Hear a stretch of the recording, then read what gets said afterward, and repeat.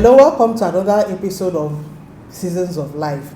I hope you've been able to listen to episode 1, and I also hope that you're able to take one or two things away from that episode. And if you haven't, I'd encourage you to go and listen.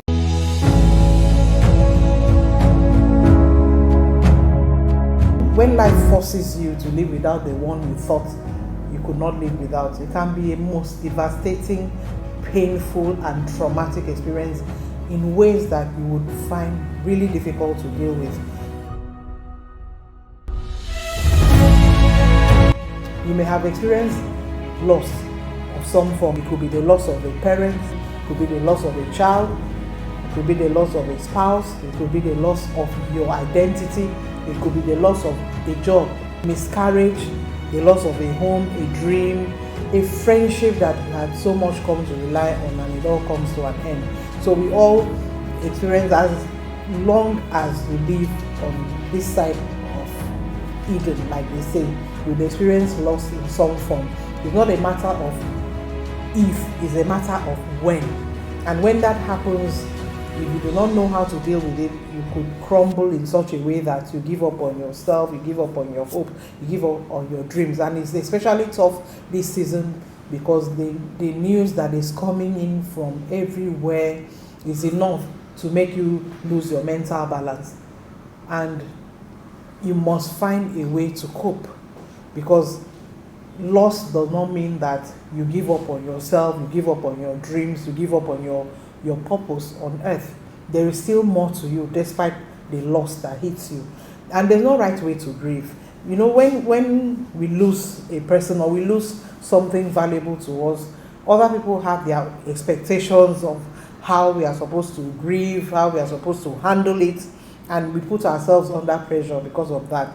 Grief is very personal to each individual, even if it's the same kind of loss. Even if two people lost their spouse, or even if two people lost their children, it doesn't necessarily mean that they will go through it in the same way. Each person will process it in a uniquely different way. So don't be pressured by people's expectations of how you should grieve. How you grieve depends on so many factors. And some of those factors could include your personality and coping style. The way you would cope with a situation could be different from the way I cope with mine. It could also be dependent on your life experiences. It could be dependent on your faith. For me, for instance, my faith really helped me to process the loss. It would have been more devastating if I didn't have faith and if I didn't have a personal relationship with God. That was what really helped me to cope, because when my husband passed on, I decided to soak myself in the study of the Word of God, and I was just reading the Word of God, holding God. I was literally hanging on to God like a drowning person clutches at straw. I was holding on to Him, reading the scriptures, and the more I soaked myself in the Word, the more it was building up some resilience on the inside for me. So that was how I was able to cope. And also the magnitude of the grief also depends on how significant the loss was to you. So like they say, that grief is the price that you have to pay for love. So after such a significant loss, life may never seem quite the same for you, but in time you can ease your sorrow, you can start to look at the future and eventually come to terms with your loss. So when we experience a loss, there are so many myths, there are so many old white fables, like they say, that you hear about the grieving season. So it's important that you're able to identify some of these things so that when they come, you can combat it. Because when you have the proper information, it can help you to walk through your season of grieving and loss better informed. So one of the things that you get to hear is that the pain will go away faster if you ignore it. The truth of the matter is that trying to ignore your pain or keep it from surfacing will only make it worse in the long run. So for real healing to take place, it is important that you face your grief and actively deal with it. Now, another thing that you would hear is that you should be strong. Oh, be strong. People say that to you in the face of loss. The truth of the matter is that you're going to be feeling sad, you're going to be frightened, you're going to be lonely, you're going to feel bad, and this is a normal reaction to loss. You're going to feel as if the whole heavens came crashing down on you. It's a normal reaction to loss. So don't allow anybody to dictate how you should feel, and by saying be strong and throwing that phrase in your face. Crying doesn't mean that you're weak.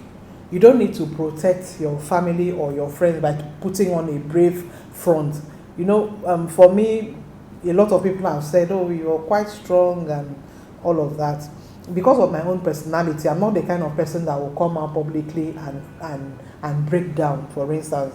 That is just my makeup. That is how I am, and I don't apologize for it. But it doesn't mean that I don't feel things deeply.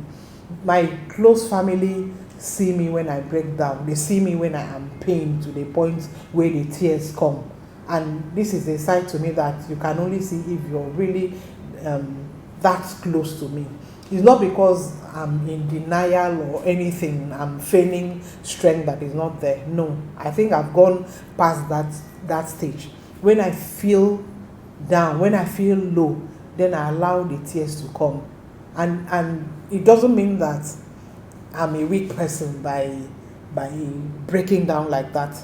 It's a natural reaction. It's normal to react like that when a loss of that kind of magnitude has hit you. And then there's another myth that if you don't cry, it means you're not sorry about the loss. This is another thing that comes at you a lot, especially if people are expected that you crumble and you roll on the floor and all of that. There are people that do that, and they shouldn't apologize for it. That's their personality type. Roll on the floor, cry and bring the heavens down. Fine. But there are also people that may not cry. And crying, even though it's a normal response to sadness, it is not the only one. Those who don't cry may feel the pain just as deeply as others, if not more. They may simply have other ways of showing it. They may not show it by giving into the tears, but they may have other ways of showing it. And grieving, then there's another myth that the grief should last, that people estimate that by the time it's about a year, you should have gotten over it. And there's no specific time frame for grieving.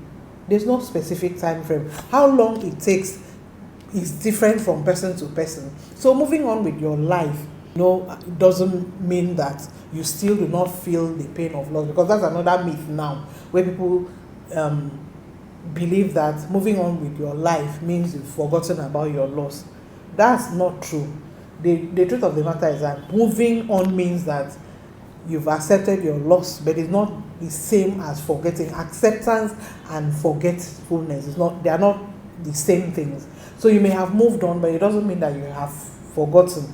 You can move on with your life and keep the memory of the person you lost, or something you lost. You can keep it alive. It can still be an important part of you. In fact, as you move through life, those memories will become more and more an integral part to defining who you are. So you should not worry about acting okay or normal when there's nothing normal about what has happened to you.